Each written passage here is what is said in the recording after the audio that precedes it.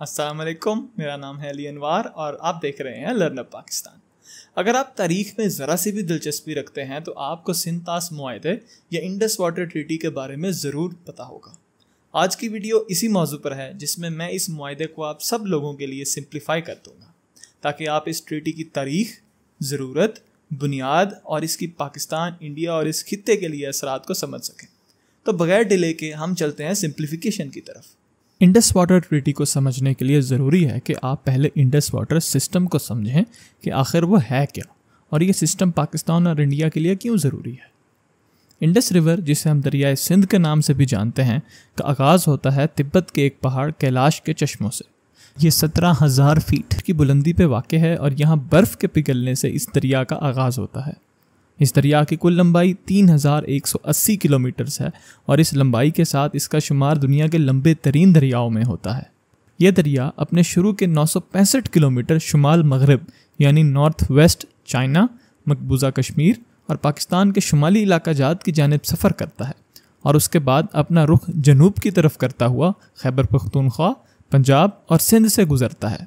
आखिरकार इसका इख्तिताम बहराए अरब यानी अरेबियन सी में होता है।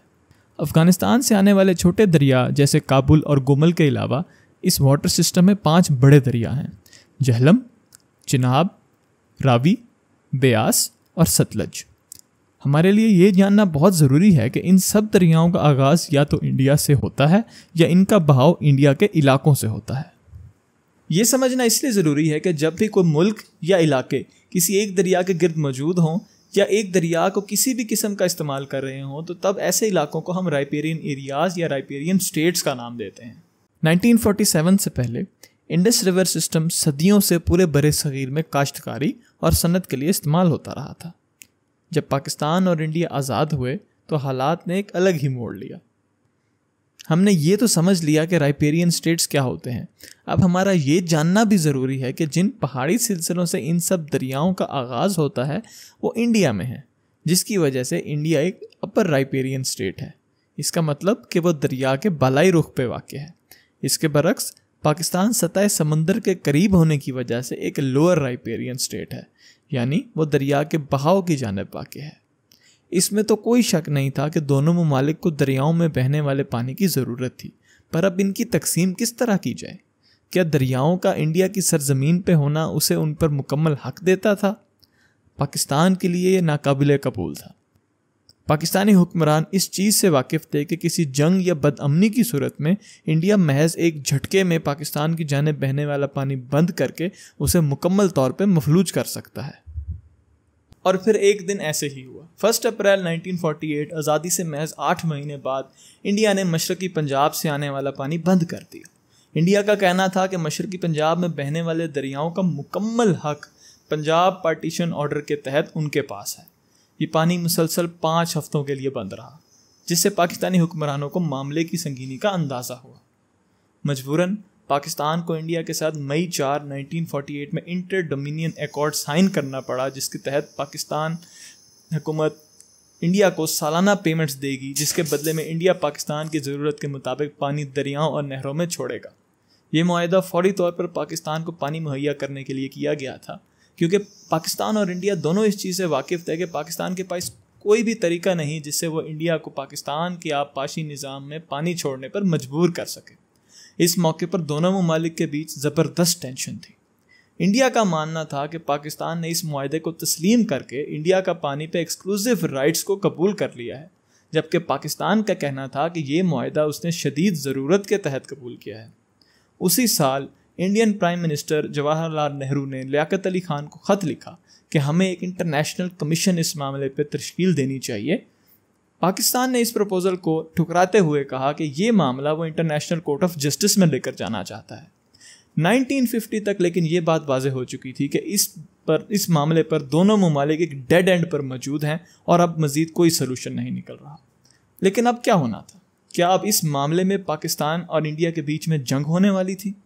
अब इस मोड़ पर हमें कुछ किरदारों और उनकी खिदमात के बारे में मालूम होना चाहिए। डेविड लिनियलथॉल एक अमेरिकन पब्लिक एडमिनिस्ट्रेटर थे जो यूएस एटॉमिक एनर्जी कमीशन और टेनेसी वैली अथॉरिटी के चेयरमैन भी रह चुके थे।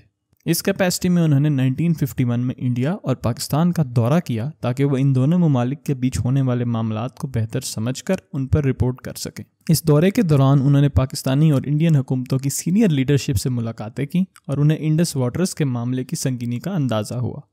उन्होंने ये सब वर्ल्ड बैंक को रिपोर्ट किया और उनकी असेसमेंट को उस वक्त के वर्ल्ड बैंक के सदर यूजीन ब्लैक ने एक्सेप्ट कर लिया। ब्लैक का कहना था कि वर्ल्ड बैंक दोनों ममालिक की तरक्की देखना चाहता है और इंडस वाटर्स मामले का हल ही इन दोनों मुल्कों और खित्ते की तरक्की के लिए ज़रूरी है। लिलियनथॉल और ब्लैक का मानना था कि इंडस वाटर्स का मामला एक इंजीनियरिंग प्रॉब्लम है जिसे इंजीनियर्स और टेक्निकल एक्सपर्ट्स हल कर सकते हैं। पाकिस्तान और इंडिया इसे एक पॉलिटिकल मामला समझकर ट्रीट कर रहे थे, जिसकी वजह से दोनों मुल्क अब तक कोई सोल्यूशन ना ढूंढ पाए थे। वर्ल्ड बैंक की जानिब से एक वर्किंग पार्टी प्रपोज की गई जिसमें इंडियन, पाकिस्तानी और वर्ल्ड बैंक के इंजीनियर्स शामिल थे। आखिरकार मुज़ाकरात का आगाज़ हुआ जो कि 2 साल तक चलते रहे, लेकिन कोई सलूशन ना निकल सका।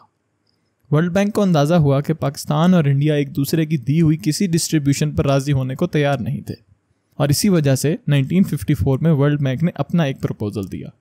ये प्रपोज़ल इंडिया के दिए हुए प्रपोज़ल से काफ़ी मिलता जुलता था, जिसकी वजह से पाकिस्तान ने वर्किंग पार्टी से विड्रॉ करने की धमकी दी और मुज़ाकरात में हिस्सा लेने से इनकार कर दिया।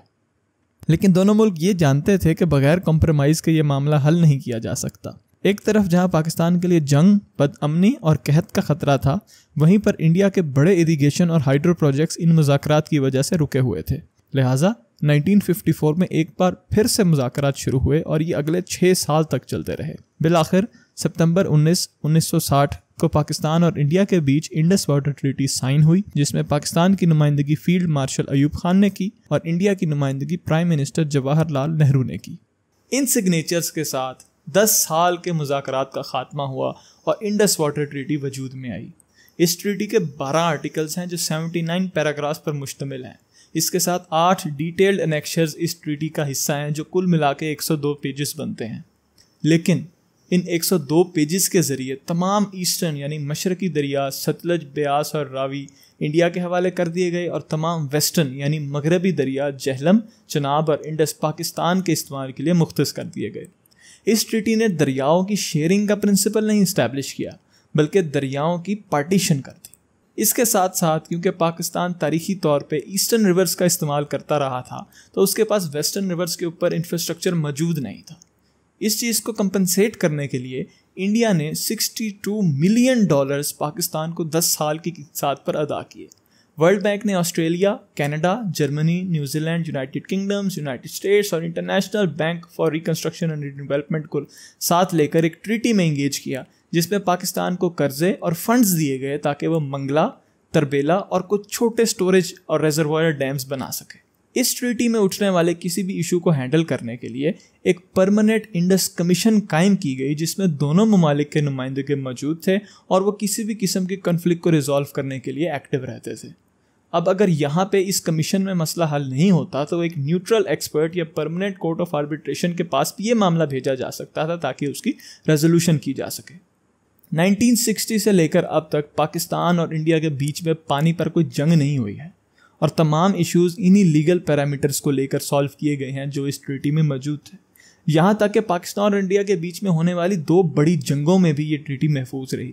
लेकिन क्या ये ट्रीटी आने वाले दौर के लिए और आने वाले कल के लिए महफूज रह सकती है? 2016 में होने वाले यूरी अटैक के बाद Indian prime minister Narendra Modi ने कहा है, blood and water can not flow together. क्या ये महज सियासी बातें हैं या इन बातों में आने वाले दिनों के लिए कोई पैगाम है? इंडिया ने 2023 में दोबारा पाकिस्तान को दावत दी है कि वो इंडस वाटर ट्रीटी को रिवाइव करे। पाकिस्तान एक लोअर राइपेरियन स्टेट है। इसके लोअर राइपेरियन स्टेट होने की वजह से पाकिस्तान ये रिस्क लेने को तैयार नहीं। इस ट्रीटी की तश्कील ने हमें यह सिखाया है कि जब मुल्क चाहें तो वो साथ मिलकर समझौता कर सकते हैं, चाहे कितनी बड़ी तकरार हो। लेकिन सियासत, तारीख और माहौल की तब्दीलियाँ इस मौजे को भी मुतासर कर सकती हैं। आज के ज़माने में जब हमारी दुनिया हर किस्म की तब्दीलियों का शिकार है, हमें सोचने और तैयारी करने की मुस्तकिल ज़रूरत है। इस वीडियो को आखिर तक देखने के लिए बहुत शुक्रिया। अगर आप इस चैनल पर नए हैं तो इसको ज़रूर सब्सक्राइब करें ताकि हमारी आने वाली तमाम सिंप्लीफिकेशन सीरीज़ का आप हिस्सा बन सकें और अपनी राय का इजहार कर सकें। Thank you so much.